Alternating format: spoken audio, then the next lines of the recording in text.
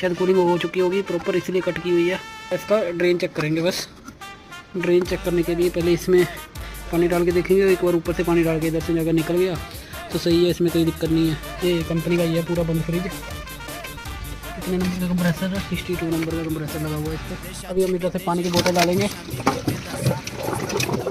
दूसरी साइड से देखिए निकल रही है।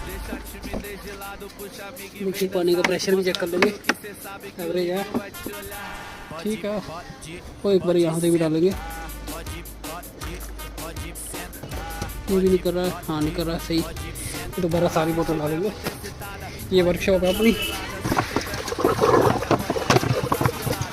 तो प्रेशर आप देख सकते हो क्या बेहतरीन प्रेशर है।